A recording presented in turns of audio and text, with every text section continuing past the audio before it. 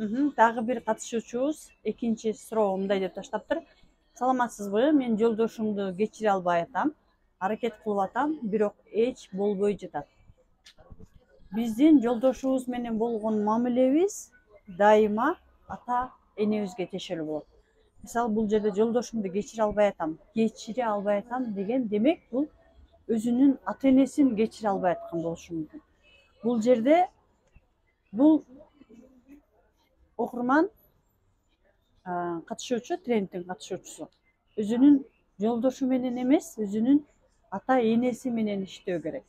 Ата энесинде именно жолдошун кабыл албай, кечире албай жаткан болсо, ата энеси эмне жасаган, бул эжебизге жараша эмнелерди жасаган, ошолордун баардыгын атасы менен жолдошу көрсөткөн нерселерди, демек башкы түпкү себеби бул ата эне.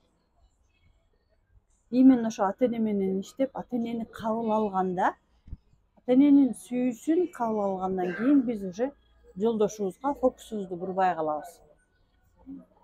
Кечире албай атам дегени биз мындай да, ата энебизден албай калган нерсени биз жолдошубуздан алгыбыз келет. Же жолдошубузга ата энеден албай калган нерсени жолдошубузга бере албайбыз. Мисалы, сүйүү. Жолдошубуз менен биздин ортобузда дайыма сүйүү айланып жүрөт, энергия айланып жүрөт.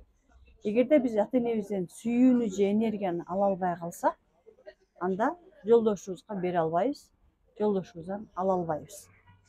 Ошол убакта бизде жолдошубуздун ортосунда туура келишпестиктер болот, ошонун айынан уруштар болот, ошонун айынан измена болот. Биз бербеген нерсени жолдошубузга, мисалы, биз сүйүү бербесек, жолдошубузга энергия бербесек, аялдык энергиябызды бербесек, анда жолдошубуз именно ушул нерсени издеп башка жакка кетиши мүмкүн. Же биз сүйүүнү, энергияны бере албасак, жолдошубуз бизди капа кылышы мүмкүн. Ошондуктан биз ата энебиз менен иштөөбүз керек. Ата энеңиз менен иштеңиз демекчимин.